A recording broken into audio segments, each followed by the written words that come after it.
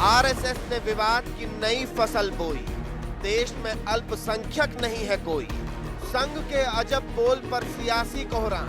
RSS क्यों उठा रहा है ऐसे मुद्दे तमाम। आप देख रहे हैं बिग बुलेटिन और मैं हूं आपके साथ गायत्री शर्मा। राष्ट्रीय स्वयंसेवक संघ यानी आरएसएस, जो अपनी सांस्कृतिक विचारधारा से ज्यादा सियासी बयानों के लिए जाना जाता है, कभी हिंदू राष्ट्रवाद तो कभी हर भारतीय को हिंदू बताने वाला बयान। सूबे में संघ की बैठक की आहट होने से सियासत में गर्माहट पहले से ही बनी हुई थी और अब संघ के अखिल भारतीय प्रचार प्रमुख की तरफ से आए एक बयान ने मचा दिया है सियासी कोहराम। आरएसएस ने विवाद की नई फसल बोई। देश में अल्पसंख्यक नहीं है कोई। संघ के अजब बोल पर सियासी कोहराम। आरएसएस क्यों उठा रहा है ऐसे मुद्दे तमाम। जी हां, सवाल ये उठ रहा है कि आरएसएस क्यों उठा रहा है ऐसे मुद्दे तमाम। अब सवाल ये है कि क्या राष्ट्रीय स्वयंसेवक संघ संविधान को नहीं मानता या संविधान के समानांतर उसका अपना कोई संविधान है? अगर नहीं तो जो धार्मिक स्वतंत्रता और सांस्कृतिक विरासत को सहेजने की आजादी संविधान देता है, उस पर कोई सवाल कैसे उठा सकता है? और अगर सवाल उठे हैं तो जवाब आने ही थे, आए भी, और संस्कृति के सवाल पर मच गया सियासी स्यापा। राष्ट्रीय स्वयंसेवक संघ का भी सियासत करने का अजब ढंग है और गजब है उसके बोल, जो यदा कदा रंग में भंग डालने के लिए काफी होते हैं। संस्कृति के नाम पर सियासत करना कोई संघ से सीखे। आजकल संघ और भाजपा का कुनबा सूबे की राजधानी में सिमटा हुआ है। कुछ दिन पहले लखनऊ में संघ की मौजूदगी की आहट होने से ही विरोधियों की बौखलाहट बढ़ गई थी और अब तो संघ के बयान वीरों के बेतुके बयानों ने विरोधियों को कमान तानने का मौका दे दिया। रह रहकर संविधान की दुहाई देने वाली भाजपा और उसके पैतृक संगठन राष्ट्रीय स्वयंसेवक संघ का तो लगता है संविधान से ही विश्वास उठ गया है। तभी तो संविधान के अनुच्छेद 29 और 30 को चुनौती दे डाली, जो सबको अपनी सांस्कृतिक विरासत सहेजने का अधिकार देता है। कहा, देश में कोई अल्पसंख्यक नहीं है। हमारे दृष्टि से भारत में कोई माइनॉरिटी नहीं है। एक तो संघ के culturally we all are one. हमारे दृष्टि से भारत में कोई माइनॉरिटी नहीं है। एक तो संघ के culturally we all are one. सबको भगवा रंग में रंगने को आतुर संघ ये भी भूल गया कि संविधान ने सबको धार्मिक और सांस्कृतिक स्वतंत्रता की आजादी दी है। बोले, मुस्लिम भी शाखा में आते हैं, इसलिए सब हिंदू हैं। मैं नागपुर का हूँ। मैं 71 से 77 एक शाखा का इंचार्ज था। मेरी शाखा में 2 बालक मुस्लिम आते थे। हम अलग से हिसाब रखते नहीं है उनका। हम न जाति के अनुसार न रिलीजन के अनुसार कोई हिसाब रखते हैं। सबको हम एक हिंदू के नाते ट्रीट करते हैं। तो भारत में रहने वाले culturally we all are Hindus. बयान देने भर की देर थी कि सियासत में कोहराम मच गया। विरोधियों को संघ के बहाने पीएम मोदी पर निशाना साधने का मौका मिल गया। कहा, यह पीएम मोदी की असफलता से ध्यान हटाने की संघ की चाल है और संविधान की धर्मनिरपेक्ष आत्मा पर चोट है। आरएसएस ने अहम भूमिका निभाई मोदी जी को प्रधानमंत्री बनाने में, एनडीए की सरकार बनाने में, तो निश्चित रूप से सरकार भी उनको उत्साहित कर रही है। एनडीए की सरकार अपने किसी उस वादे को पूरा नहीं कर रही है जिसके बूते उन्होंने इस देश में सरकार बनाई। मोदी जी हर लेवल पे फेल हो रहे हैं और देश का ध्यान जो है वो हटाने के लिए इस तरह की बात की जा रही है। तो ये देश देखिए धर्मनिरपेक्ष है और ये बिलीव करता है, जो है वो मानता है कि सर्वधर्म संभाव हो। मनमोहन वैद्य का बयान जब समाजवादियों के कान तक पहुंचा तो सपा ने इसे संघ का सांप्रदायिक स्यापा बता डाला। आरएसएस सांप्रदायिक सोच का एक समूह का नाम है और जो सांप्रदायिक है, जाहिर सी बात तो उसकी सोच भी होगी सांप्रदायिक। ये हिंदुस्तान हिंदू, मुस्लिम, सिख, ईसाई सभी संप्रदाय, सभी धर्म, सभी पंथ के लोगों के लिए है, रहेगा। इसको कोई आरएसएस, कोई बजरंग दल की मोहताज नहीं है। वहीं बहन जी की पार्टी वाले तो इसे अल्पसंख्यकों के हकों को निगलने की साजिश बता रहे हैं। ये कहीं न कहीं अल्पसंख्यकों के हकों को निगलने की एक सोची समझी साजिश है और आरएसएस की एक नापाक कोशिश है कि यहां कोई अल्पसंख्यक नहीं है, ये कह करके अल्पसंख्यकों के हितों में प्रावधानित होने वाले बजट को ये कहीं न कहीं हजम करना चाहती है। अब सफाई देने की बारी इनकी थी। विरोधियों को वोट बैंक का सौदागर बताते हुए बोले, हिंदुस्तान में रहने वाले को हिंदुस्तानी क्यों नहीं कहा जा सकता? पाकिस्तान में रहने वाला पाकिस्तानी, रूस में रहने वाला रसियन, अमेरिका में रहने वाला अमेरिकी और हिंदुस्तान में और भारत में रहने वाला भारतीय और हिंदुस्तानी नहीं हो सकता। ये वोट के सौदागर राजनीतिक दल जो पिछले लोकसभा चुनाव में चारों खाने चित हुए हैं, उनके मन का पाप बोल रहा है। बहरहाल, जब किसी मुस्लिम के साथ ईद मना लेने से कोई हिंदू मुसलमान नहीं हो जाता और हिंदू के घर दिवाली मना लेने से किसी मुसलमान का ईमान नहीं बदल जाता, तो फिर संघ की शाखा मात्र में शामिल होने से किसी मुसलमान की सांस्कृतिक विरासत हिंदू कैसे हो गई? ये बात तो संस्कृति की टैबलेट से सबको हिंदू बनाने वाले मनमोहन वैद्य ही बता सकते हैं। लेकिन संस्कृति की आन पर सबका ईमान एक करने वाले थोड़ा संविधान का भी मान रख लेते तो अच्छा होता। यदुवीर चौधरी के साथ ब्यूरो रिपोर्ट, समाचार प्लस।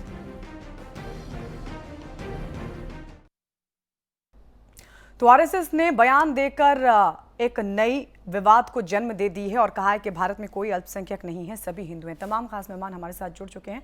बीजेपी नेता डॉक्टर चंद्रमोहन हमारे साथ जुड़ चुके हैं और कांग्रेस के नेता सुरेंद्र राजपूत हमारे साथ हैं। हमारे मैनेजिंग एडिटर अमिताभ अग्निहोत्री जी भी हमारे साथ जुड़ चुके हैं। सुरेंद्र राजपूत जी, सबसे पहले आपके पास आना चाहूंगी। इससे पहले मोहन भागवत ने भी ये कहा था कि भारत में सभी हिंदू हैं और अब मनमोहन वैद्य 2 कदम आगे बढ़ते हुए कह रहे हैं कि भारत में कोई अल्पसंख्यक नहीं है, सभी हिंदू हैं। ये आखिर किस मकसद से बयान दिया गया है? देखिए, राष्ट्रीय स्वयंसेवक संघ का आपसे बताऊं गायत्री जी, भारत के संविधान में विश्वास नहीं है, भारत में विश्वास नहीं है। इसी वजह से आपसे कुछ साल पहले तक नागपुर के इनके जो हेड ऑफिस पर कभी भी भारतीय तिरंगा नहीं रहा। इधर जब दबाव पड़ा तो इन्होंने तिरंगा लगाना शुरू कर दिया। अगर ये लोग संविधान का इतना ही अपमान करने की बात करते हैं तो इस संविधान को बदलने के काम करें। आज की डेट में तो इनकी सरकार है, धारा 29 और धारा 30 को भी हटाने का काम कर दें। यहां पर ये लोग डराने की राजनीति कर रहे हैं, हर शख्स को ये अंडर थ्रेट रखना चाहते हैं। मेरा इनसे पूछना है कि बौद्ध हो गए, जैन हो गए, मुस्लिम हो गए, खाली मुसलमान के नाम पर बाकी अन्य लोगों को भी जो अन्य धार्मिक अल्पसंख्यक हैं, जिनको कि कानून ने धार्मिक अल्पसंख्यक माना है, उसको ये लोग डराने का हताशा भरा काम कर रहे हैं। और उत्तर प्रदेश में तो ये सिर्फ इसलिए कर रहे हैं कि 2017 की जो अमित शाह का बयान था कि 2017 तक अगर हम लोग सांप्रदायिक तनाव बरकरार रख ले गए तो हम लोग सरकार बना लेंगे। ये उसकी एक कवायद है, उसकी ये शुरुआत है। और कहीं ना कहीं इनका संविधान के साथ साथ सामाजिक स्वरूप पर भी भरोसा नहीं है। मैं पूछना चाह रहा हूं संघ के जिम्मेवार लोगों से, गायत्री जी और अमिताभ जी आपके जरिए, कि 390 कार्यकर्ताओं की 390 नेशनल एग्जीक्यूटिव्स की बैठक हो रही है इनके यहां और देश की आधी आबादी महिलाओं की है। संघ में कितने लोग जो है कितनी महिलाएं वहां पर भाग ले रही हैं, जरा ये भी बता दें। डॉक्टर चंद्रमोहन, सवाल ये है कि आखिर आरएसएस किस मंशा से ये बयान दे रहा है, इसके पीछे का मकसद क्या है? और क्या बीजेपी भी मानती है कि भारत में कोई अल्पसंख्यक नहीं है, सभी हिंदू हैं? नहीं, देखिए, बीजेपी की मान्यता स्पष्ट है और संघ की मान्यता भी स्पष्ट है जी। और जो बयान जारी हुआ आदरणीय मनमोहन वैद्य जी का, उसमें कहीं पर भी संविधान संविधान पर कोई सवाल नहीं खड़ा किया गया है।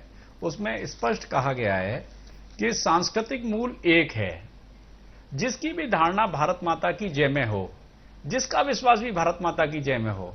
अल्पसंख्यक का मतलब कोई एक क्यों हो जाता है? अल्पसंख्यक का मतलब एक नहीं है, कभी नहीं है, और बाकी लोगों को तो कोई आपत्ति है नहीं।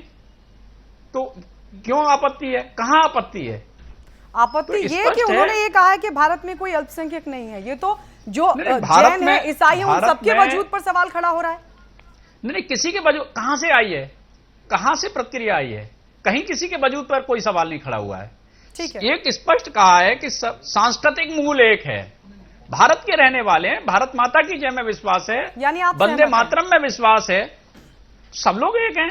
आप और सहमत हैं? भारतीय अमिताभ जनता जी। पार्टी की बात है गायत्री जी, जी, जी। तो भारतीय जनता पार्टी में अल्पसंख्यक मोर्चा है, कहां कोई द्वंद्व है? ठीक कोई है। द्वंद्व नहीं है, ठीक है, बिल्कुल अमिताभ जी। द्वंद्व नहीं है।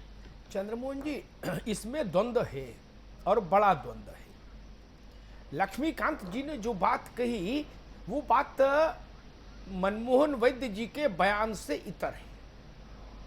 आदर्श स्थिति क्या होती, मैं तो समझ नहीं पा रहा कि मनमोहन वैद्य जी जैसा आदमी जो शब्दों के चयन की गंभीरता को समझता है, उसको ये चीज ड्राफ्ट करके एक बार शब्दों को देख लेना चाहिए था कि इन शब्दों का मतलब क्या होगा। मैं एक बात रखता हूं सामने, इस देश में न सुरेंद्र राजपूत को ऐतराज होता, न स्वामी मौर्य को ऐतराज होता, न मुलायम सिंह जी को ऐतराज होता, न अमिताभ अग्निहोत्री को, न मौलाना अरशद मदनी को, किसी को नहीं ऐतराज होता अगर यह कहा जाए कि हिंदुस्तान में रहने वाला हर आदमी हिंदुस्तानी है। किसी को ऐतराज नहीं। जो बात भाजपा ने अपनी सफाई में कही वो बात मनमोहन वैद्य ने तो बोली नहीं। भाजपा ने आज दिन भर कहा सोशल मीडिया में, बड़े बड़े लोगों ने, कि जब अमेरिका में रहने वाला अमेरिकी, रूस में रहने वाला रूसी, पाकिस्तान में रहने वाला पाकिस्तानी, तो मैंने वहां भी उनको उत्तर दिया आपके नेताओं को। मैंने कहा मित्र, तो भारत में रहने वाला भारतीय और हिंदुस्तान में रहने वाला हिंदुस्तानी, इस पर किसी को आपत्ति नहीं। लेकिन मुझे भारतीय जनता पार्टी के नेता बताएं, मुझे वैद्य जी बताएं, भागवत जी बताएं, क्या अमेरिका में रहने वाले लोगों को ईसाई बोला जाता है? नहीं। क्या पाकिस्तान में रहने वाले हर आदमी को मुसलमान बोला जाता है? नहीं, नहीं बोला जाता, बोला जाना भी नहीं चाहिए। क्या श्रीलंका में रहने वाले हर आदमी को बौद्ध बोला जाता है? नहीं, बौद्ध वहां का धर्म है, फिर भी नहीं बोला जाता। इवन इंडोनेशिया, सूडान में भी रहने वाले लोगों को सबको मुसलमान नहीं बोला जाता। तब भारत में रहने वाले सारे हिंदू कैसे हो जाएंगे? एक बड़ा मौलिक प्रश्न। इसलिए आरएसएस ने गलत ट्रैक पर बॉलिंग की है, इसकी आलोचना होनी चाहिए। और दूसरी बात, भारत के संविधान ने दो चीजें स्वीकार की। एक तो जातिगत उपेक्षा और अन्याय जो भारत में हजारों साल से हुआ, उसके लिए उसने अनुसूचित जाति और जनजातियों को विशेष दर्जा दिया, और अल्पसंख्यकों को अपनी भाषाई, सांस्कृतिक, मजहबी आजादी बनी रहे, इसके लिए कुछ विशेष उपबंध जोड़े। उन्हीं के तहत उनको तमाम तरह के प्रावधानों से हिफाजत दी गई। माइनॉरिटी इंस्टीट्यूशन और मेजॉरिटी के इंस्टीट्यूशन के संचालन के नियम अलग हैं हिंदुस्तान के संविधान के मुताबिक, कानून के मुताबिक। इवन बजट में अलग अलग आता है पैसा, मंत्रालय होता है उसके लिए बाकायदा। हिंदुस्तान के हर राज्य में और केंद्र में बाकायदा मंत्रालय है, माइनॉरिटी अफेयर्स मिनिस्ट्री। तो ये बात जो वैद्य जी को समझ आई, ये बात भारत में और किसी को समझ नहीं आई कि जब कोई अल्पसंख्यक है ही नहीं तो मंत्रालय क्या कर रहा है? इसी को बंद करो पहले तो, नजमा हेपतुल्ला को बेरोजगार करो, और देश भर के हर राज्य में एक माइनॉरिटी अफेयर्स मिनिस्ट्री होती है। माइनॉरिटी संस्थानों के चलाने का तरीका अलग है। ये तर्क ठीक नहीं। आप इतना बोलते तो पूरा देश आपके साथ खड़ा होता कि भारत में रहने वाला भारतीय, हिंदुस्तान में रहने वाला हिंदुस्तानी। किसी को क्या आपत्ति थी? कल को कोई खड़े होकर ये कहे चंद्रमोहन जी कि हिंदुस्तान में रहने वाला हर आदमी जैन है, तो विवाद होगा कि नहीं होगा? हिंदुस्तान में रहने वाला हर आदमी पारसी, तो विवाद होगा कि नहीं होगा? हर आदमी मुसलमान, तो विवाद होगा कि नहीं होगा?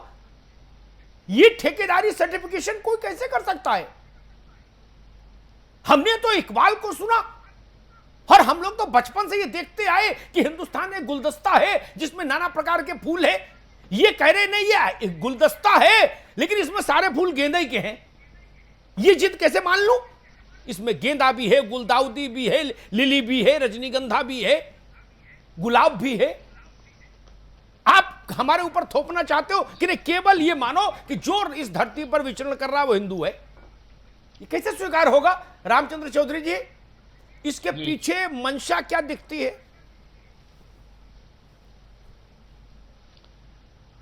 ऐसा है कि भारत के अंदर, भारत एक लोकतांत्रिक देश है, यहां लोकतंत्र काम है, यहां पर कोई जात नहीं है, सब एक मानव है और सबकी सुरक्षा होनी चाहिए। हिंदू, मुसलमान, सिख, ईसाई, पारसी कोई भी हो, सब भारतीय हैं और भारतीयता सबके अंदर होनी चाहिए। ये बात सही है। और ये बात कहना कि भारत में केवल मुसलमानों का विरोध हो, ईसाइयों का विरोध कर रहा है, कोई विरोध नहीं कर रहा है। मैंने सवाल ही नहीं पूछा। चौधरी साहब जो सवाल पूछा उसी पर उत्तर दीजिए।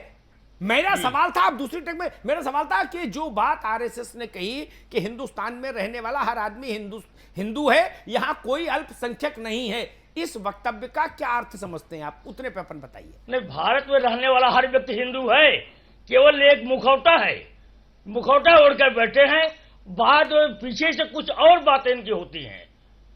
ये बात तो खलने वाली है, मुखौटा बना करके कि सारे लोग हिंदू हैं, लेकिन बाद में हिंदू चुनाव आता है, कोई बात हिंदू कार्ड खेलते हैं, हिंदू मुस्लिम, ये सबसे बड़ी खराब बात है। कहाँ चुनाव आ गया? कैसी बात कह रहे हैं? नहीं, चुनाव नहीं है। क्या अभी क्या कह रहे हैं? अभी पिछला चुनाव हुआ, क्या पिछले चुनाव में? लोकसभा क्या कह रहे हैं आप?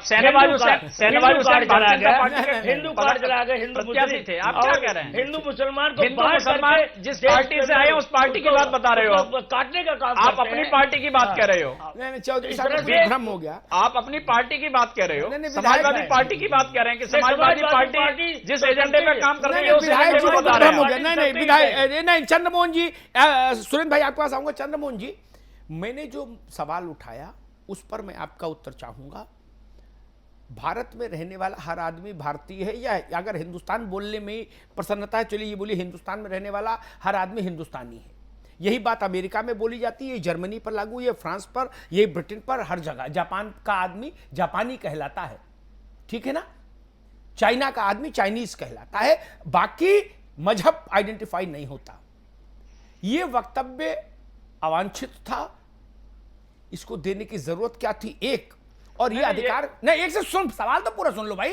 और किसी को ये किसने अधिकार दिया कि हिंदुस्तान में रहने वाले 1.25 अरब लोग कौन है, इसका निर्णय कोई एक आदमी खड़ा होकर कर दे? चंद्रमोहन जी देखिए, कोई अधिकार की बात कोई नहीं, एक विचार व्यक्त किया है और ऐतिहासिक विचार है ये। कैसे? और ये जो सबका साथ सबका विकास नहीं, है, अरे भाई उसका नो, बड़ा दायरा है। नहीं, अरे अमिताभ जी क्यों नहीं है? नहीं मित्र, मैं पूछ कौन सी गलत उन्होंने कोई गलत बोला ना, गलत बोला। मैं बयान लेके अमिताभ मैंने पढ़ा है, बयान होगा, मेरे पास भी बयान है। बयान में कहीं पर भी संविधान के उल्लंघन की कोई बात है क्या? संविधान पर, भारत के संविधान पर कोई सवाल उठाया है क्या? चंद्रमोहन जी, कोई संविधान पर सवाल नहीं उठाया। भारत के संविधान में हर भारतीय की तरह संघ की पूर्ण आस्था है। चंद्रमोहन जी, सवाल है मेरा और सवाल, संघ एकता के लिए, देश की अखंडता के लिए दिन रात एक करके काम कर रहे हैं संघ के लोग। चंद्रमोहन जी, कार्यकर्ता कर रहे हैं, स्वयंसेवक कर रहे हैं। चंद्रमोहन जी, आज भी अमिताभ जी, दत्तात्रेय जी की प्रेस वार्ता थी, उसमें आंकड़ा दिया गया कि जम्मू कश्मीर में, मैं क्या पूछ रहा हूं, आप जम्मू कश्मीर बता रहे हैं। सबने मिलकर काम किया, सबके लिए काम किया। अरे चंद्रमोहन जी, जो मैं सवाल पूछ रहा हूं वो बताइए। दत्तात्रेय की प्रेस कॉन्फ्रेंस मैंने सुन ली, उसको काय को रिपीटेशन करें यहां पर, हम लोग समय खराब करें? रिपीटेशन जब एक लाइन का रिपीटेशन हो रहा है, एक लाइन पर चर्चा हो रही है, बड़ी बात है, तो बाकी बातें भी आएंगी। वो बड़ी बात है, वो बड़ी बात है, बड़ी बात। मैंने कहा ना ऐतिहासिक बात है। ऐतिहासिक नहीं है, कहां लिखा भारत में रहने वाला हर आदमी हिंदू है? ये देश को जोड़ने वाला बयान है, ये तोड़ने वाला के लिए ये बयान। चंद्रमोहन जी माफ करिए, अखंडता के लिए ये बयान है। ये मनमोहन वैद्य की किताब में होगा, भागवत जी की किताब में होगा। हिंदुस्तान की किसी आपके पास अधिकार है कि आप खारिज करें? नहीं, हिंदुस्तान की देश नहीं खारिज कर रहा है इसे। नहीं, हिंदुस्तान देश नहीं खारिज कर रहा है इसे। चंद्रमोहन जी, किसी किताब में लिखा हो, प्रामाणिक किताब में, मुझे उसका उदाहरण बता दीजिए। नहीं, किताब में, अरे किताब में क्या है? आपने कहा ना, ऐसा तो नहीं है कोई छिपा हुआ पर्चा हो जिसमें प्रेस का नाम ना हो। आपने कहा ऐतिहासिक बात है, तो इतिहास का दस्तावेज तो देंगे ना आप? अरे ऐतिहासिक बात है, क्योंकि जब कोई विषय आता है तो वो इतिहास भी बनता है। इतिहास बना है, इतिहास अरे बनेगा। भाई इतिहास का दस्तावेज होता है। कल बोला गया है, नहीं। कल के समय से लेके आज भी आप चर्चा कर रहे हैं। आपने कहा जो ऐतिहासिक वोट बैंक की राजनीति करते हैं, वोट बैंक का विभेद करते हैं, उन लोगों को समस्या है। नहीं, ये संघ का बयान स्वीकार नहीं हो सकता। सुरेंद्र जी, आप कुछ नहीं, आप देखिए, देश की जनता में जिसको स्वीकार है वो स्वीकार करेगा, जिसको असहमति है वो असहमति रखे। नहीं, फिर संघ का विचार देखिए, फिर तो संघ जब से शुरू हुआ, असहमतियों में से शुरू हुआ संघ। चंद्रमोहन जी, ये कैसे संभव हो सकता है कि संघ जो बोले उसको सब नतशिर होकर स्वीकार कर ले? ये तो संभव नहीं। हम नहीं इस पर विमर्श होगा ना। अमिताभ जी, आदरणीय अमिताभ जी, आप तो फैसला सुनाई दे रहे हैं मुझे। अमिताभ जी, मैं आपसे आग्रह करूंगा कि फैसला मत सुनाइए संघ ने अपने को प्रूव किया है, नहीं, संघ ने अपने विचारों से सहमत किया है लोगों को। नहीं, मुझे फैसला नहीं सुनाइए। विमर्श में फैसला नहीं होता। मैं अपनी बात, मैं अपनी अनुभव को बता रहा हूं। मैं आपको तर्क रखिए, मैं अपना अनुभव बता रहा हूं आपको। तर्क रखिए, तर्क की बात ही नहीं है, तर्क रखिए, तर्क की चर्चा ही नहीं है। नहीं, सुरेंद्र राजपूत कुछ कहना चाह रहे थे। देखिए, 2-3 बातें हैं जो बातें निकल करके आ रही हैं। अगर भारतीय जनता पार्टी के लोग और भारतीय जनता पार्टी के मित्र किसी को अल्पसंख्यक मानते ही नहीं है, तो जैसा आपने भी कहा और मैंने भी कई जगहों पर कहा है कि अल्पसंख्यक मंत्रालय क्यों और अल्पसंख्यक मोर्चा क्यों? और अगर ये अल्पसंख्यक मानते हैं लोगों को धार्मिक, तो फिर ये हिंदू कार्ड क्यों? सांस्कृतिक रूप से। और मैं सबसे बड़ी मैं बोला नहीं चंद्रमोहन जी, आपके बीच में तमाम विवादित बातें थी। मैं आपको दूसरी बात बताऊं कि इन्होंने एक अरब से शब्द लिया कि जब अरब में मुसलमान वहां जाते हैं तो वहां पे हिंदू कहा जाता है। इससे बड़ा झूठ कोई नहीं। वहां कहा जाता है अल हिंदी। अल हिंदी कहने में किसी को प्रॉब्लम नहीं, हिंदुस्तानी कहने में किसी को प्रॉब्लम नहीं, भारतीय कहने में किसी को प्रॉब्लम नहीं। जब तमाम शब्द एक चीज के उपलब्ध हैं तो खाली हिंदू क्यों? एक बात। और दूसरी बात मैं आपसे बताऊं कि अगर आप संघ की विचारधारा पर, संघ के दर्शन पर चल रहे हैं, संघ ने तमाम विवादित चीजों को विवाद से परे किया है, तो ये अल्पसंख्यक मोर्चे क्यों, अल्पसंख्यक मंत्रालय क्यों, और शहनवाज सिंह क्यों नहीं, शहनवाज पांडे क्यों नहीं, मोहम्मद शहनवाज क्यों, या मुख्तार साहब क्यों? ये जो बातें हैं, देखिए, इनकी बड़ी सिंपल सी है कि ये कहते कुछ और हैं, करते कुछ और हैं, सोचते कुछ और हैं, विचरते कुछ और हैं। आज की डेट में इनकी सिर्फ और सिर्फ एक चीज है कि लखनऊ में रह करके उत्तर प्रदेश के चुनाव के लिए 2017 तक की राजनीति को गर्म किया जाए, उसमें एक सुविचारित रणनीति है। और अमिताभ जी, एक आखिरी बात मैं आपसे कहूं, क्योंकि आपको ही मैंने एक बार कहा था, आपको याद होगा 2 महीने पहले, कि ये विचार वर्सेस विचारधारा की लड़ाई होगी। ये कहीं ना कहीं नरेंद्र मोदी की नाक में नकेल कसने का काम संघ कर रहा है लखनऊ में बैठकर, क्योंकि नरेंद्र मोदी जी उनको स्वच्छंद दिख रहे हैं। नहीं, देखिए, नरेंद्र मोदी स्वच्छंद रहे, भागवत जी कैद में रहे, जब भागवत जी स्वच्छंद रहे, मोदी जी कैद में रहे, उसमें हमारी चिंता का विषय नहीं। मेरा मूल सवाल नहीं, सुरेंद्र भाई एक मिनट, मेरा मूल सवाल वही, मुझे तर्क से भाजपा या संघ के मित्र, कल से मैं तमाम लोगों से शास्त्रार्थ कर चुका, टेलीविजन पर नहीं, व्यक्तिगत तौर पर, मुझे कोई संतुष्ट नहीं कर पाया। सब लोग प्रणाम करके पीछे हट गए। मैंने कहा कि हिंदुस्तान का संविधान खारिज हो गया अगर मनमोहन वैद्य की अवधारणा मान लूं कि कोई अल्पसंख्यक नहीं। 47-52 से लेके आज तक जो सरकारी कामकाज हुआ वो सब खारिज हो गया, जिसमें वाजपेयी की सरकार भी थी, जिसमें मोदी की सरकार भी है, निश्चित तौर पर, जिसमें संघ के स्वयंसेवक की सरकार रह चुकी 6 साल यहां वाजपेयी की। वो संडीला में पोस्टेड भी रहे, हालांकि कुछ ही समय उन्होंने साइकिल चलाई, फिर वो चले आए थे, लेकिन रहे हैं। उनकी सरकार भी रह ली, कुप श्री सुदर्शन थे उस वक्त भी रही है इनकी, ठीक है ना जी, सब हो गया। आपने ये तत्व ज्ञान तब क्यों नहीं कान में फूका भाई? सबसे पहले तो आपको माइनॉरिटी के लिए जो बजट एलोकेशन होता है उसको खत्म करते, जो माइनॉरिटी इंस्टीट्यूशंस के लिए अलग संवैधानिक व्यवस्था है उसको खारिज करते, मंत्रालय खारिज करते। इतनी ताकत दिखाइए तो, कि केवल भाषण देके माचिस लगा के आगे बढ़ जाएंगे। अगर आप ऐसा मानते हैं तो बुलाइए अपने स्वयंसेवक को, नरेंद्र मोदी को, और कहिए कि हम ये मानते हैं कि अल्पसंख्यक कोई नहीं। तो जब चीज ही एग्जिस्ट नहीं करती है तो उसके नाम पर मंत्रालय और दुनिया की चीजें क्यों? अमिताभ जी चंद्रमोहन जी, ना इससे जो आपने जो भी जिस तरीके से आपने व्याख्यात की है वो बात नहीं है, बिल्कुल नहीं है। ये सबके साथ सबका विकास की जो अवधारणा नरेंद्र भाई मोदी जी जो संघ के एक स्वयंसेवक भी हैं, आप जानते ही हैं, इसमें कहीं कोई द्वंद्व नहीं है इस बात में। तो जो बात उनकी है, जिस अवधारणा पर वो चल रहे हैं, और मदरसों के आधुनिकीकरण की बात भारतीय जनता पार्टी कर रही है, हम सब जानते हैं। अल्पसंख्यकों के कल्याण के लिए भारतीय जनता पार्टी काम कर रही है, अल्पसंख्यक मोर्चा काम कर रहा है, कहीं कोई विषय नहीं है, फिर भी आप और कहीं कोई विषय नहीं है। अरे कहाँ है आप? आपको जहाँ जरूरत पड़े वहाँ मिल जाएगा। आरएसएस, देखिए आरएसएस, अरे भाई क्यों नहीं है? अमिताभ जी, अरे भाई संविधान पर कोई सवाल नहीं खड़ा किया गया।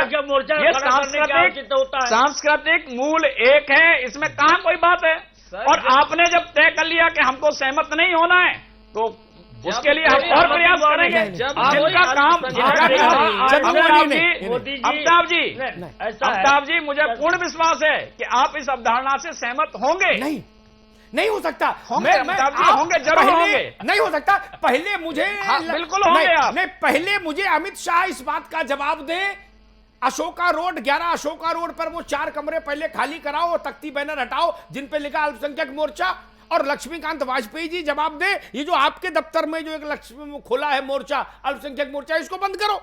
कम से कम मनमोहन वैद्य का इतना सम्मान तो करो। नहीं, अल्पसंख्यकों के उत्थान को लेकर, उनके कल्याण को लेकर, अरे जब अल्पसंख्यक है ही नहीं तो काय का उत्थान? कोई समस्या है? भारतीय जनता पार्टी को कोई समस्या है? नहीं, अरे भाई आप बात नहीं सुनो। कल्याण होना चाहिए भैया। नहीं, एक सेकंड चौधरी साहब, एक मिनट। चौधरी साहब एक मिनट। चंद्रमोहन जी, जब मामा रहे ही नहीं तो मामा के नाम पर रस्म क्यों? आपने तो कहा अल्पसंख्यक ही नहीं कोई। अल्पसंख्यक ही नहीं, मैं दोबारा सुनवाऊं क्या? नहीं, गलत बात नहीं। मूल एक है। नहीं, मैं दोबारा सुनवाऊं, मैं मनमोहन वैद्य के शब्द सुनवाऊं जिसमें उन्होंने कहा उनके जितना ज्यादा सुनवाया जाएगा उतना अच्छा रहेगा। नहीं, उतनी सहमतियां बढ़ेंगी। ये मना नहीं, ये बौद्धिक नहीं है भैया संघ का, चंद्रमोहन भाई। नहीं, बौद्धिक नहीं है, मैं भी जानता हूं बौद्धिक नहीं है। ये टेलीविजन की बहस है। मैं बौद्धिक सुनने आया हूं ना बौद्धिक देने। मेरा निवेदन सिर्फ उतना है, मनमोहन वैद्य ने उनके अपने मुंह से बोला कि सुन तो लो भाई, इस देश में कोई अल्पसंख्यक नहीं। अगर इस देश में कोई अल्पसंख्यक नहीं तो अल्पसंख्यक के नाम पर सबसे पहले तो भाजपा ही अपनी दुकान बंद करे, जो एक छोटी सी गुमटी लगाई है। रामचंद्र चौधरी साहब, क्या ये ईमानदारी की बात नहीं होगी? अगर आप मानते हैं कि कोई अल्पसंख्यक है ही नहीं इस देश में, तो आपको सबसे पहले ये रस्म बंद करनी चाहिए। बिल्कुल बंद कर देना चाहिए। जब कोई है ही नहीं अल्पसंख्यक तो कैसे दुकान लगाई गई है? कैसे तमाम दुकान लगाई? कैसी बात कह रहे हैं विधायक जी? नहीं, क्यों मतलब अल्पसंख्यक मोर्चा? अरे दुकान हवा में आप संस्था को दुकान बता रहे हैं? नहीं डॉक्टर चंद्रमोहन, ये सवाल तो खड़ा होगा ना, जिस चीज को लेकर आप सवाल उठा रहे हैं, जिसके वजूद पर आप सवाल उठा रहे हैं, उसी के लिए आप बजट भी अलग रखते हैं, उसके लिए आप मंत्रालय भी। गायत्री जी, बिल्कुल वजूद पर सवाल नहीं उठाया है, बिल्कुल नहीं उठाया है, संघ ने नहीं उठाया। भाजपा उनके विकास के लिए काम कर रही है जी। संघ चाहती है कि सभी लोग, हो रहे हैं कि अल्पसंख्यक नहीं है इस देश में। अरे आप कैसी बात करेंगे गायत्री जी? संघ ने कब डॉक्टर चंद्रमोहन, ये शब्दों का इस्तेमाल किया गया है गायत्री जी।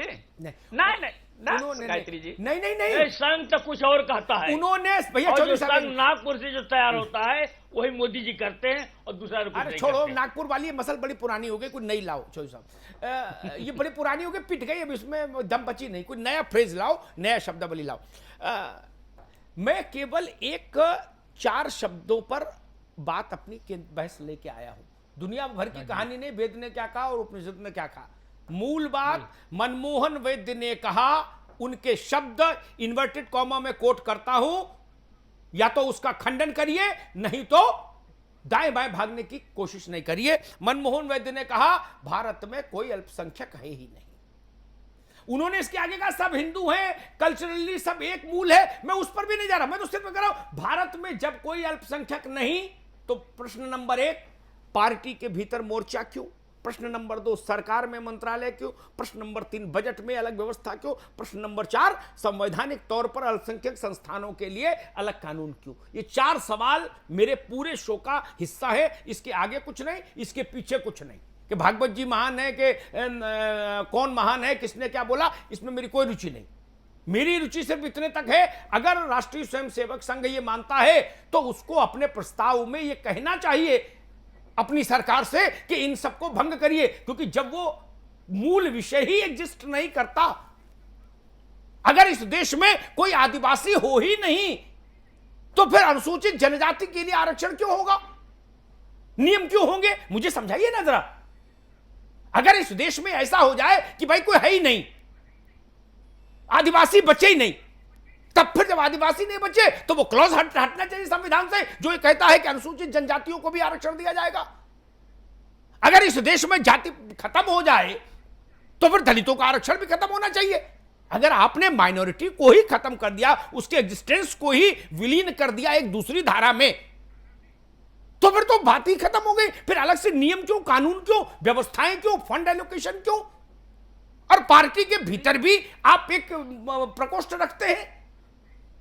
संजय शर्मा हमारे साथ जुड़े। संजय शर्मा, इस राष्ट्रीय स्वयंसेवक संघ के एक प्रमुख पदाधिकारी के इस वक्तव्य कि भारत में कोई अल्पसंख्यक नहीं, जो भी भारत में रहते हैं वो हिंदू हैं, इसके क्या मायने निकाले जा सकते हैं?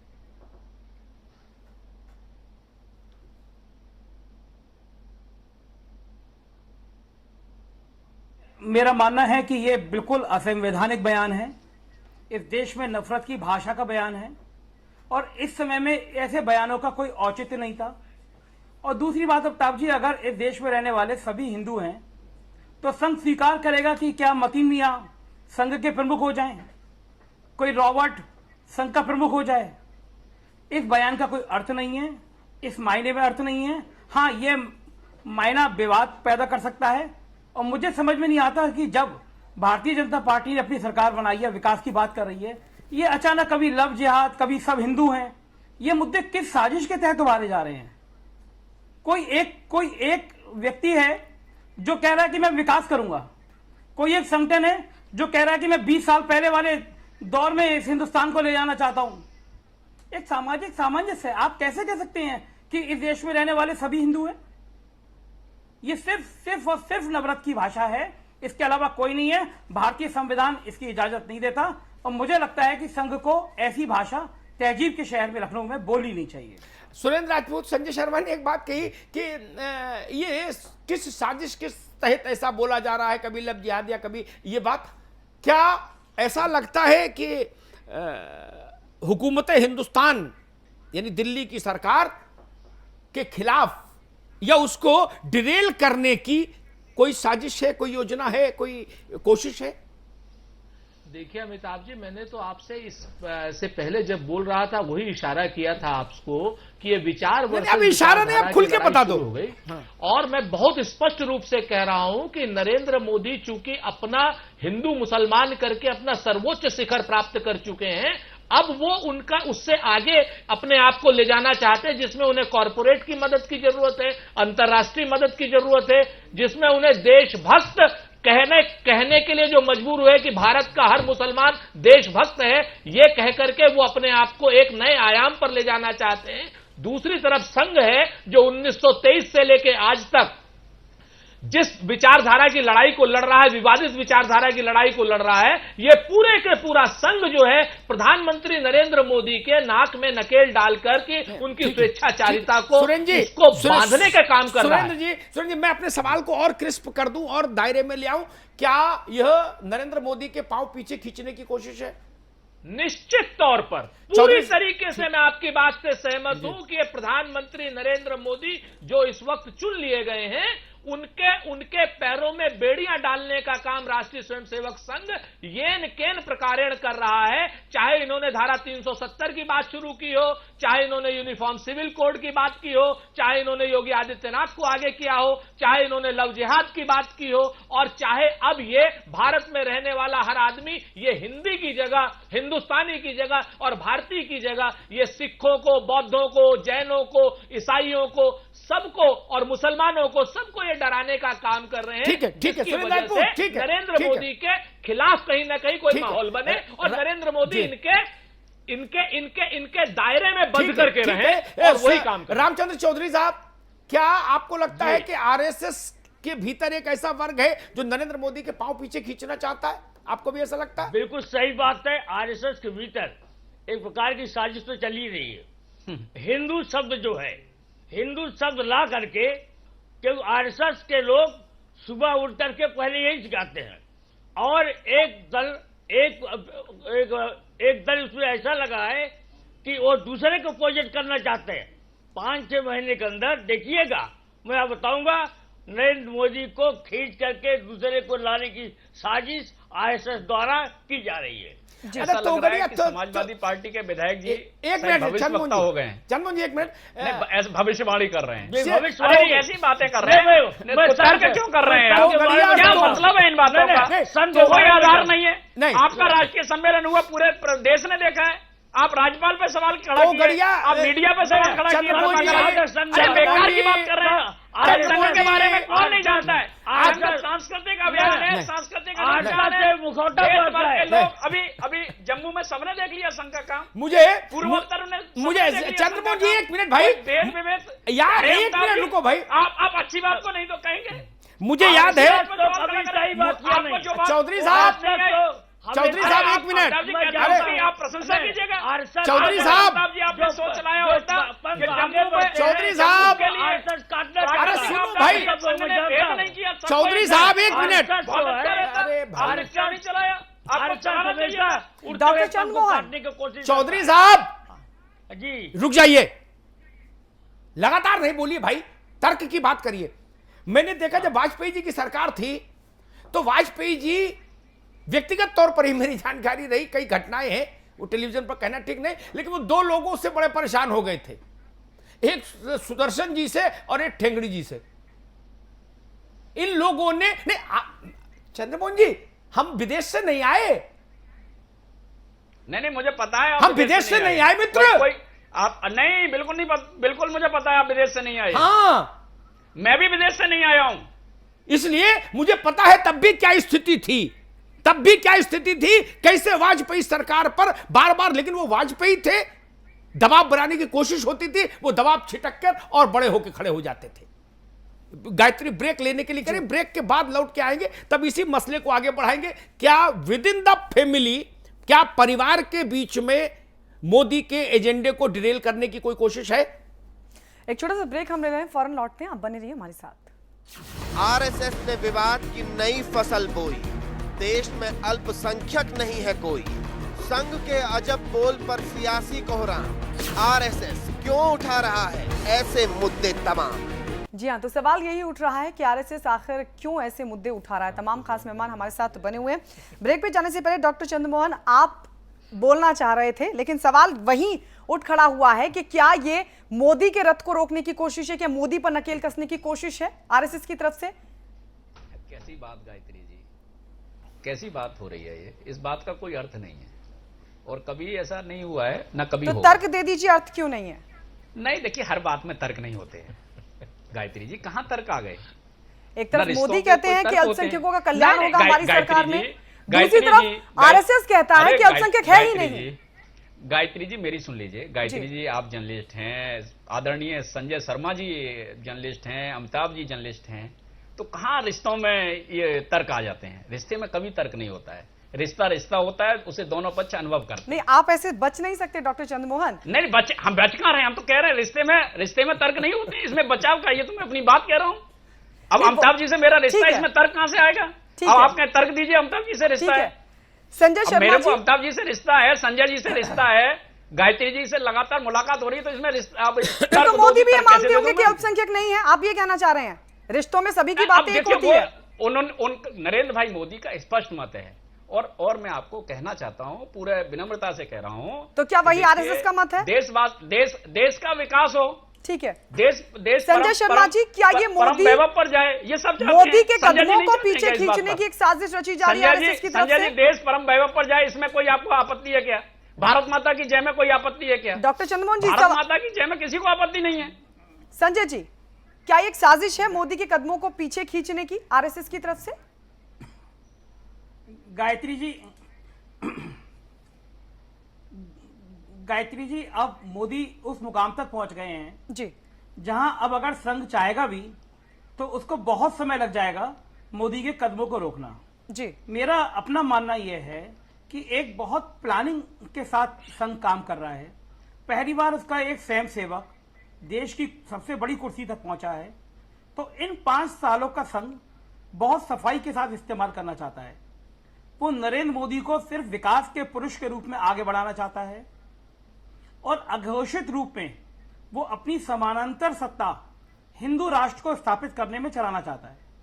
अब देखिए, मोहन भागवत जी ने एक संबोधन किया, दूरदर्शन ने उसको दिखाया, तो क्या ये संभव था कि अगर पीएमओ, जब पीएमओ की मर्जी के बिना पट्टा नहीं खड़कता जी, तो वहां पे इस संबोधन की अनुमति ना ली गई हो?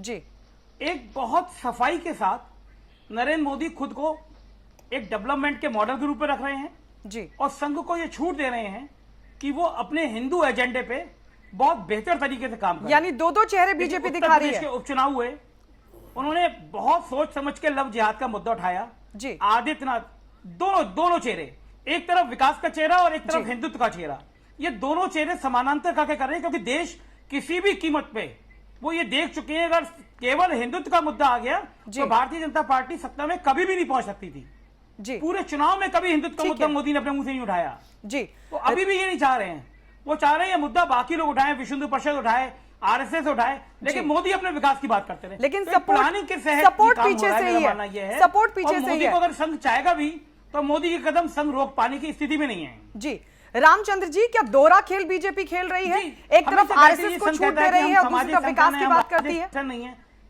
जी संजय जी, रामचंद्र जी, क्या दोहरा खेल खेल रही है बीजेपी? हाँ, दोहरा खेल खेल रही है। आज हिंदू की बात करते हैं, हिंदू राष्ट्र की बात करते हैं आरएसएस वाले, मुझे मालूम है जहां बैठते हैं हिंदू राष्ट्र हो, तो हिंदू राष्ट्र घोषित क्यों नहीं कर देते लोग? काहे क्यों लटकाए हुए हैं? पूर्व मोहम्मद की सरकार की है जी। सुरेंद्र जी, पता लग जाएगा अपने आप। सुरेंद्र जी, क्या डबल गेम बीजेपी खेल रही है, जिसका इशारा डॉक्टर चंद्रमोहन भी कर रहे थे, कह रहे नहीं बीजेपी का मत और आरएसएस का मत एक ही है, दोनों के रिश्ते एक ही हैं, तो फिर ये तो दोहरा खेल हुआ। नहीं, दोहरा खेल है। आरएसएस है, इनका तो बड़ा स्पष्ट है गायत्री, कि मैं भी पीऊं मैं खाने में और चंदा भी दो मस्जिद में, ताकि खुदा भी खुश रहे और शैतान भी नाराज न हो। तो इनकी तो बड़ा स्पष्ट मत है कि नरेंद्र मोदी जी को जहां तक ये लाना चाहते हैं, जहां तक इस्तेमाल करना चाहते हैं, वहां तक ये नरेंद्र मोदी जी को इस्तेमाल करेंगे। और संघ के, मैं आपसे बताऊं कि आप उसको अन्यथा न लेंगे, संघ तो एक मदारी की तरीके से, इसके बक्से में बहुत सी चीजें हैं, जैसे मदारी के बक्से में घोड़ा भी होता है, बंदर भी होता है, फूल भी होता है, सारी चीजें होती हैं। इनके बक्से में विश्व हिंदू परिषद भी है, प्रवीण तोगड़िया भी हैं, आचार्य धर्मेंद्र भी हैं, और इस तरीके से जहरीले बयान देने वाले लोग भी हैं कि मैं आपसे बताऊं कि ये जो बात अभी संजय जी कह रहे थे कि नरेंद्र मोदी जी के कदमों को नहीं, अरे पहला स्वयंसेवक नहीं है ये जो प्रधानमंत्री बने हैं, इससे पहले अटल बिहारी वाजपेयी जी प्रधानमंत्री बन चुके हैं, इनके यहां पे वो भी स्वयंसेवक थे। तो मैं आपको बहुत स्पष्ट रूप से बताऊं, जब इन्होंने अटल बिहारी जी के पैरों में नकेल कसने की कोशिश की थी, पैरों में बेड़िया डालने की कोशिश की थी, जो कि एक विराट व्यक्तित्व था, तो नरेंद्र मोदी जी कहां इनके सामने, संघ के सामने टिकेंगे? ठीक है सुरेंद्र जी, ठीक है, एक बात मैं जरूर कहूंगा, जिन लोगों ने जो बात संजय ने कही, वो बात सामान्य अर्थों में भाजपा और संघ के लिए जब से जन्म हुआ जनसंघ का, तब से कही जा रही है। मूलचंद शर्मा जब थे तब से ये बात कही जा रही है कि भाई डबल फेस दिस दैट सब चलता रहा।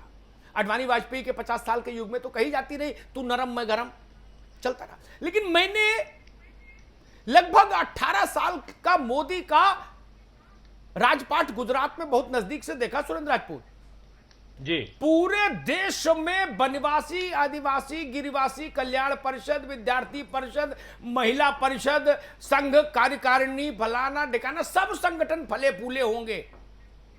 लेकिन गुजरात में जिस दिन से मोदी राजा हुए, उस दिन से अगर सारे संगठनों का दरवाजा बंद हुआ तो गुजरात में हुआ। मैं एक उदाहरण बताता हूं, सुन लो एक सेकंड, एक उदाहरण बताता हूं। विश्व हिंदू परिषद के अंतरराष्ट्रीय पदाधिकारी डॉक्टर प्रवीण भाई तोगड़िया जी को एक सुबह जागृति आई, उन्होंने कहा कि हिंदू राष्ट्र बनाने के लिए त्रिशूल बांटूंगा। क्या त्रिशूल? मोदी ने कहा मेरे सूबे में त्रिशूल नहीं बढ़ सकता। तोगड़िया जी जिद पर अड़ गए, बोले बांटूंगा। तो मोदी ने कहा मैं आपको जेल भेज दूंगा। तोगड़िया जी वहां से उठ के मालूम कहां गए? राजस्थान गए, वहां त्रिशूल बांट पाए, गुजरात में नहीं बंटने दिया त्रिशूल। और तीसरी उदाहरण बता दूं, मोदी ने कहा कि कुछ रास्ते क्लियर कराने थे, सड़कें चौड़ीकरण होनी थी, उसमें मंदिर आ रहे थे। मुझे याद है अच्छे से, विश्व हिंदू परिषद के प्रमुख कर्ता धर्ता जब बाला साहब देवरस ने कहा कि भाई विश्व हिंदू परिषद बने, तब अशोक सिंघल को उसके लिए भेजा कामकाज देखने के लिए। वो अशोक सिंघल वहां मोर्चा खोलकर खड़े हो गए। मोदी ने कहा सिंघल खोले मोर्चा और चाहे खोले संघ प्रमुख, ये मंदिर तो जाएंगे। 63 मंदिर हटा के रोड बना दिया। ऐसा काम तो मेघालय में करना मुश्किल था किसी मुख्यमंत्री के लिए, जो मोदी ने गुजरात में कर दिया। अगर संघ के सबसे ज्यादा हेटी 15 वर्षों में किसी राज्य में हुई तो वो केवल गुजरात था, ये जान लीजिए। वहां संघ के किसी आनुषंगिक संगठन का कोई जलवा 15 वर्ष नहीं रहने दिया मोदी ने। निश्चित तौर पर अमिताभ जी, इसलिए ये अब ये सोचना कि नरेंद्र मोदी जब भारत के प्रधानमंत्री हैं तो उनको कोई अपने हिसाब से चला ले, ये नहीं, ये मोदी की फितरत ही नहीं। अटल जी तो बहुत कंप्रोमाइजिंग नेचर के आदमी थे। हालांकि कई मसलों पर उन्होंने नहीं भी सुनी, लेकिन कुछ पर सुन भी ली। कहीं पर डांट के भगा दिया, कहीं पर मुस्कुरा के सुन ली, मान ली। लेकिन मोदी जी तो किसी की नहीं मानते भैया। वो पार्टी में भी नहीं मानते, संघ में भी नहीं मानते। ये उनके स्वभाव की विशिष्टता है। इसलिए ये भ्रम नहीं पालो, दोहरा तेरा चेहरा नहीं, अब तो एक ही चेहरा चलेगा जब तक चलेगा। देखिए अमिताभ जी, मैं आपको एक बड़ी छोटी सी बात बताऊं कि अगर एक हम लोग नारा सुनते थे भारतीय जनता पार्टी का कि याचना नहीं अब रण होगा और संघर्ष बड़ा भीषण होगा, तो मैं आपको याद दिला दूं कि संघ वालों की अगर याचना नहीं मानी जाएगी तो ये संघर्ष किए बगैर नहीं मानने वाले। और वो गुजरात के 5 करोड़ के मुख्यमंत्री थे, आज की डेट में 125 करोड़ के प्रधानमंत्री हैं नरेंद्र मोदी जी। और दूसरी बात मैं आपको बताऊं कि वो नरेंद्र मोदी हैं जो सिर्फ और सिर्फ हिंदुत्व के कार्ड पर देश के प्रधानमंत्री बने हैं, और इनका काम ही है कि अपने तरीके से लोगों को इस्तेमाल करके छोड़ देना। तो यहां पर ये संघ का जो एजेंडा है, हिडन एजेंडा जो है, मैं आपको बहुत स्पष्ट बताऊं कि उनको संघ वालों का एजेंडा अपने यहां पर बहुत क्लियर है कि आज संघ को नकेल डालने की कोशिश करो। अमिताभ जी, संपादकीय टिप्पणी। देखिए, मैं इस बात से सहमत नहीं कि 5 करोड़ का गुजरात और देश। गुजरात में जिस वक्त मोदी गए थे उस वक्त वहां भाजपा के संघ के बहुत बड़ी बड़ी पर्सनालिटीज उस अखाड़े के पुराने पहलवान थे। क्रमशः सारे विलुप्त हो गए, कुछ गुफा छोड़कर भाग गए, कुछ वहां निष्क्रिय हो गए, निष्प्रभावी हो गए। उनकी काम करने की शैली समझने की जरूरत है। जो आदमी बलिया में डीएम रहा जिस शैली से, उसी से लखनऊ में कलेक्ट्री करेगा ना। शैली समझ में आनी चाहिए। और दूसरी बात, क्या 6 महीने के मोदी को देखा नहीं लोगों ने दिल्ली में? भाजपा वालों से पूछिए, जो मित्र हो उनसे जाके जरा, घर पर, ऑफिस में नहीं, उनसे तो पूछिए। मोदी जी के मंत्रियों से कभी हालचाल ले लीजिए जाके। एको अहम द्वितीयो नास्ति, कुछ नहीं। एको अहम द्वितीयो नास्ति, ये मोदी जी की शैली है। मुझे कुछ अवसर मिले जब वो गुजरात में चीफ मिनिस्टर थे, जाके वहां देखने के, पत्रकार के नाते। जब वो मुरली मनोहर जोशी की एकता यात्रा में थे तो मुझे उस यात्रा में सहभागी रहा, लाल चौक तक गया एक पत्रकार के नाते, तो मोदी के साथ लंबा सफर रहा। जब वो यहां सचिव हुए आके 11 अशोका रोड पर, तो उनके व्यक्तित्व को मैंने समझा जाना। एको अहम द्वितीयो नास्ति, उस द्वितीय में फिर न सरसंघ चालक आ सकते, न भाजपा अध्यक्ष आ सकता, न कोई आ सकता। अभी तक का उनका स्थिति यही है। आपने अडवाणी जी की स्थिति नहीं देखी, आपने सिंघल जी की स्थिति नहीं देखी, प्रवीण भाई तोगड़िया की स्थिति नहीं देखी। ये लोग छोटे नाम थे क्या संघ परिवार के? देखी ना, निस्तेज होते सूरज देखे। इसलिए दो फेस अब नहीं चल सकते ना। मोदी तो एक ही चेहरे केवल वाले व्यक्ति हैं। आप सोच लीजिए, मेरे ख्याल से जब से सरकार बनी है, बात थोड़ी कड़वी है लेकिन जब से सरकार बनी है सुरेंद्र राजपूत, तब से पहली बार पहले पन्ने पर भारत के गृह मंत्री का वक्तव्य आ पाया है। पहली बार विदेश मंत्री का अभी वक्तव्य आ नहीं पाया पहले पन्ने पे। इतने में टाइम हो गया, अभी तक नहीं आ पाया। ये उनके काम करने की शैली है मोदी की, नहीं आ पाया ना। जबकि ये दो बहुत महत्वपूर्ण मंत्रालय होते हैं और विदेश नीति पर सबसे ज्यादा काम किया इस सरकार ने। कहां है विदेश मंत्री? किसी मेन फ्रेम में आपको दिखाई दिए? नहीं ना। उनके काम करने की शैली है, अदा है, अच्छी है बुरी है उस पर आलोचना हो सकती है, लेकिन शैली वही है। इसलिए डबल फेस वाला वाजपेयी जी के समय तो चल गया, क्योंकि वाजपेयी जी के समय में एक आप और भी महीन चीज को देखिए। संजय मेरी बात से सहमत होंगे, वाजपेयी जी, मैंने कहा ना, वो कंप्रोमाइजिंग नेचर के व्यक्ति थे, प्रतिशोधी नहीं थे, अड़ियल नहीं थे। उन्होंने 50 वर्ष अडवाणी जी और अपनी एक युति बना के रखी ना, और इतनी खूबसूरत युति थी, जितनी अच्छी युति जवाहरलाल जी और पटेल की नहीं रह पाई। उन्होंने अपना कार्य विभाजन खुद कर लिया था वाजपेयी जी ने, कि भाई ये मसले अडवाणी जी देखेंगे, ये मैं देखूंगा, ना तू मेरे में दखल दे, ना पांव पे पांव दे, ना मैं तेरे में। लेकिन मोदी जी कार्य विभाजन नहीं करते, मैं यही तो निवेदन कर रहा हूं। वो कार्य विभाजन में यकीन ही नहीं रखते। नेता मैं हूं, मेरी इच्छा से संचालित होना चाहिए तंत्र, बस। तो दिक्कत इन लोगों के लिए आ जाएगी। सत्ता के समीप रहेंगे, उससे हित आपका सद्भाव रहेगा तो कुछ लाभ भी पाएंगे। अन्यथा नरेंद्र मोदी के शासन में मुझे इस बात का भय है कि जैसे गुजरात में ये तमाम तरह के संगठन निस्तेज हो गए, और इससे बड़ा कोई उदाहरण हो सकता प्रवीण भाई तोगड़िया से। अंतिम समय में तो पत्रकार के नाते संजय जानते होंगे, प्रवीण तोगड़िया ने गुजरात में प्रवास करना ही बंद कर दिया था। ऐसी स्थिति पैदा कर दी थी मोदी जी ने। क्या था? तो भाईचारे वाली संगठन ना, नहीं, मंजूरी नहीं। फिल्म में एक ही हीरो होगा, बस यही सिद्धांत है। खैर, हम मूल विषय से भटक गए। मुझे लगता है बेहतर होता मनमोहन वैद्य जी जैसा व्यक्ति यह कहता कि भारत में रहने वाला हर आदमी भारतीय है, हिंदुस्तान में रहने वाला हर आदमी हिंदुस्तानी है, किसी को आपत्ति नहीं होती, न पार्टी किसी पार्टी को आपत्ति करने का अवसर मिलता, न मीडिया आलोचना करता। आज मेरे फेसबुक वॉल पर मेरे एक मुस्लिम मित्र हैं, उन्होंने बड़ी भावुक टिप्पणी लिखी। उन्होंने कहा, अमिताभ जी, हम करोड़ों करोड़ों मुसलमानों की पहचान कोई एक वक्तव्य से कैसे विलीन करने की कोशिश कर सकता है? ये सवाल है, उठेगा और उठ रहा है, उठना भी चाहिए। कल पलटकर इस बात को थोड़ा पलटकर देख लीजिए। अगर कल पलटकर कोई ये कह दे कि इस देश में रहने वाले सारे मुसलमान हैं, तब क्या प्रतिक्रिया होगी? कोई कह दे सारे बौद्ध हैं, तब क्या प्रतिक्रिया होगी? इसलिए यह तरीका ठीक नहीं। हर मजहब को अपनी सांस्कृतिक विरासत और पहचान अक्षुण्ण रखने का अधिकार हमारा संविधान देता है, और अल्पसंख्यकों के लिए तो विशेष प्रावधान है, संवैधानिक तौर पर, कानूनी तौर पर, लोक जीवन में, सब में। और बहुत अच्छी बात कही संजय ने, कहा कि फिर अगर नहीं है तो किसी मुख्तार भाई को, किसी सुलेमान भाई को सहसर कार्यवाही बना दो। संघ प्रमुख छोड़िए, सह कार्यवाही बना दीजिए, सहसर कार्यवाही बना दीजिए। नहीं ना।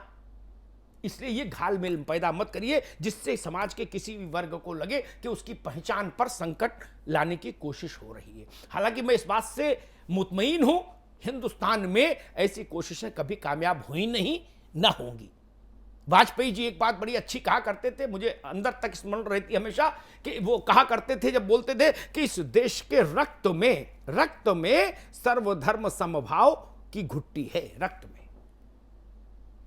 तो रक्त तो नहीं बदला जा सकता ना। इसलिए ये देश न टूटेगा, न बटेगा, न विभाजित होगा।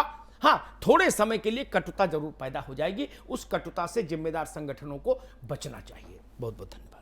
शुक्रिया आप सभी का हमारे साथ जुड़ने के लिए। सुरेंद्र राजपूत जी आपका बहुत बहुत शुक्रिया, डॉक्टर चंद्रमोहन आपका, रामचंद्र जी आपका, संजय शर्मा आपका भी बहुत बहुत शुक्रिया, अमिताभ जी आपका भी बहुत बहुत शुक्रिया। बिग बुलेटिन में फिलहाल इतना ही। आप देखते रहिए समाचार प्लस।